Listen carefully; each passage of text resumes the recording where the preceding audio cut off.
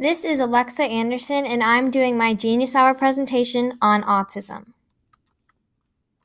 Here is a short video that will give you some background information on the mental disorder autism.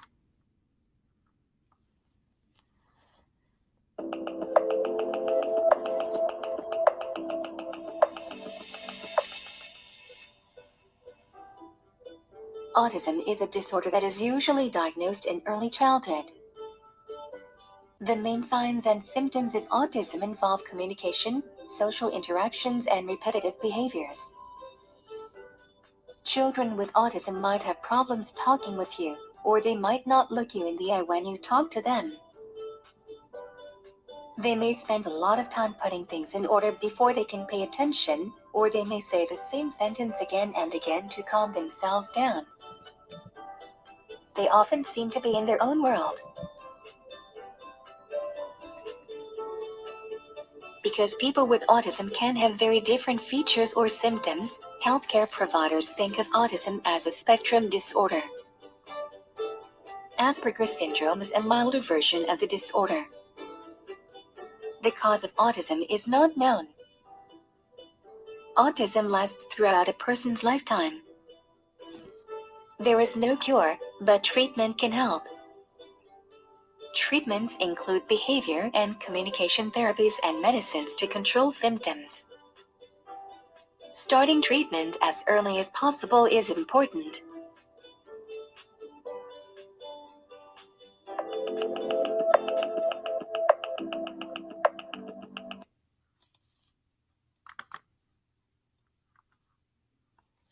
The dictionary definition of autism is a broad range of conditions characterized by challenges with social skills, repetitive behaviors, speech, and nonverbal communication, according to the article What is Autism? This means that autism has many different facets or sides that people can be diagnosed under or have symptoms of. Autism is a disorder that has many different degrees, so it is classified as a spectrum disorder. There are 3 levels that were established with the publishing of the DSM-5. The first is low-functioning autism, or Level 3. Level 3 autism has extreme limitations in social communications, and people with Level 3 autism are hindered by certain repetitive behaviors. An example of this type of autism would be someone who only has a few understandable words and almost never interacts with other people. Level 2 autism is next and consists of noticeable constraints in behavioral and social interactions. These people would have odd responses to other people's behaviors. An example of Level 2 autism is small, simple sentences and only a few interests and odd communications with other people. The last level is Level 1, or high functioning autism, which used to be known as Asperger's syndrome. In this level of autism, there is only the occasional struggle in communications, and this person would prefer to be on their own instead of with other people. According to different levels of autism, 40% of children on the autism spectrum are nonverbal, meaning that they are on the extreme side of the autism spectrum. On the right, there are some pictures showing the extreme side of the autism level and the high-functioning autism, also known as Asperger's syndrome. Since autism can affect social and behavioral symptoms, that means that learning can be negatively affected too. For all students, there are 3 basic types of learning: visual, verbal, and hands-on or touch learning. Most students favor one of these 3 types, but will learn fine using one of the other types. For students with autism, it would be nearly impossible for them to learn through a mode of learning that isn't their favored one. This tends to limit the learning results of students with autism because teachers don't know how to get the information across to the students in a way that they can understand. Once teachers can figure out which way best gets information across to these students, they can do amazing things in the classroom. On the right is a chart showing the different ways of learning and which ways accurately get information across to students. Teaching others has the highest percentile with a retention rate of 90%, and lecture has the smallest percentile.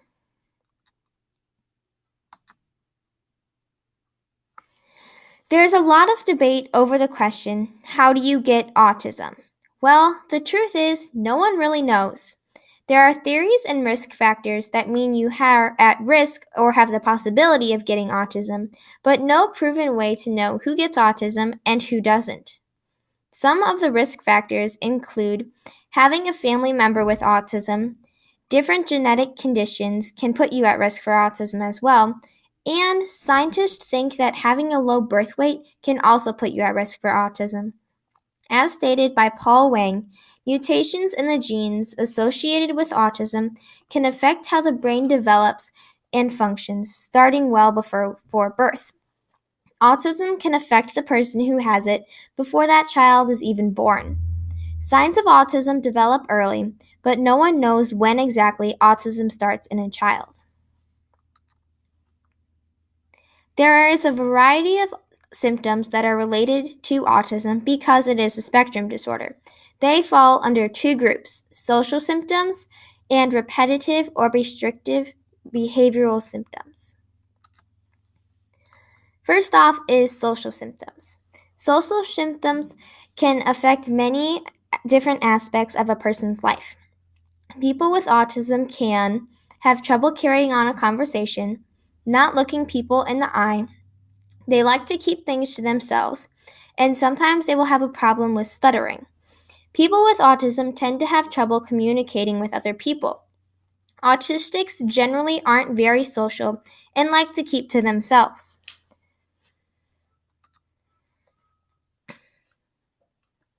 Along with the social symptoms, people with autism can also have repetitive or restrictive behaviors.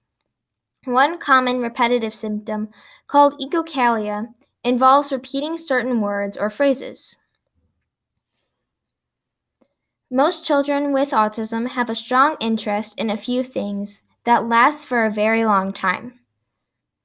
Their strong interest in certain things, and they would most of the time like to spend their time doing nothing other than those things.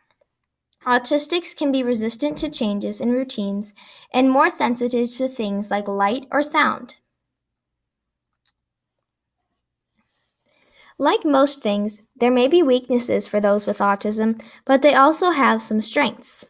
People with autism usually have very good memories. For example, my brother Zach always beats me when we play a board game involving memory or strategy. He can remember almost everything that he sees and hears. Autistics generally learn best through visual and audio means of input. Art, science, math, and music are subjects or areas in which those with autism generally excel. On the right are some pictures showing strengths that are common among those with autism. The diagnosis of autism is hard because it has symptoms similar to those of other mental disorders. Since it is so similar to other disorders, there must be many observations by many different people in order to have an accurate diagnosis. Certain tests can be taken by the patient and subject to see if they have a particular symptom associated with autism.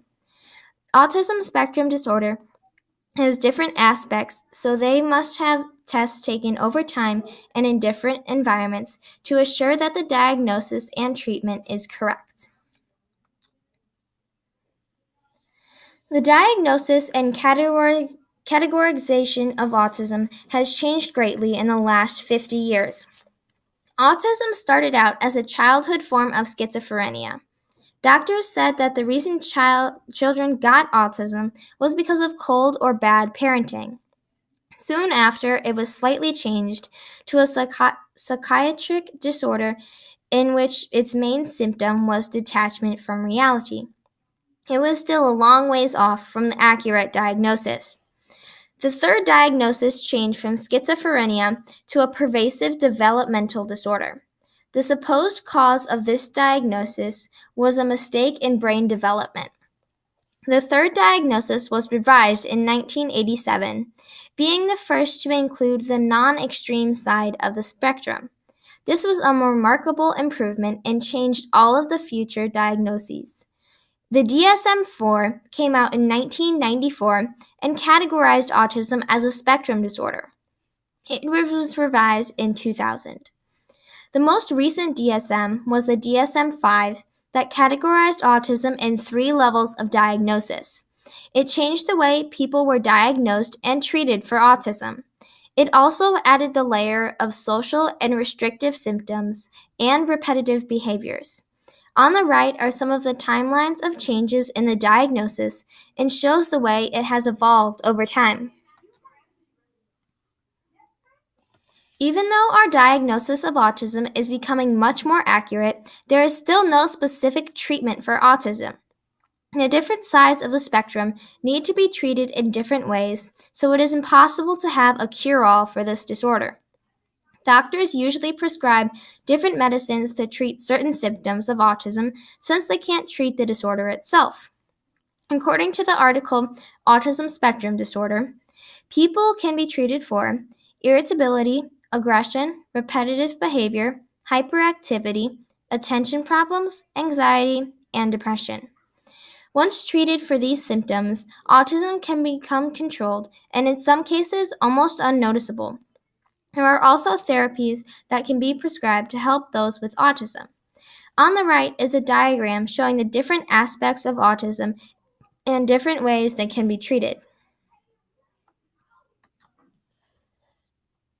Here are some fun facts that you may not have known about autism.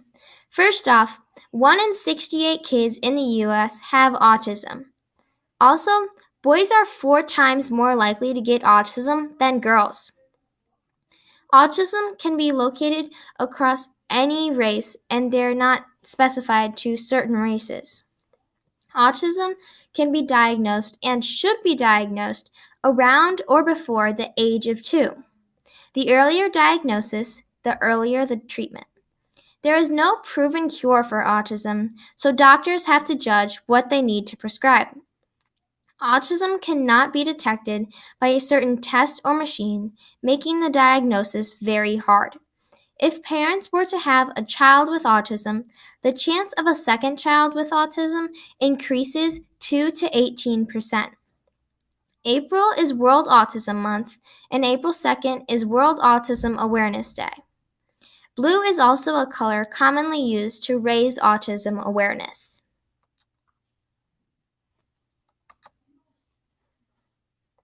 Autism is a very interesting disorder and affects different people in different ways. Autism is a spectrum disorder, so it covers a wide range of degrees. People who have autism can struggle with learning at first, but with the right kind of help, they can excel. There is no assured way to get autism, but there are risk factors. Symptoms of autism are plentiful and diverse. Most people with autism have strengths that include having a very good memory. The diagnosis process can take a very long time since it is so easily mistaken with other disorders. Autism doesn't yet have a cure, but medicines and treatments are available. This is Alexa Anderson, and thank you for listening to my Genius Hour project on autism.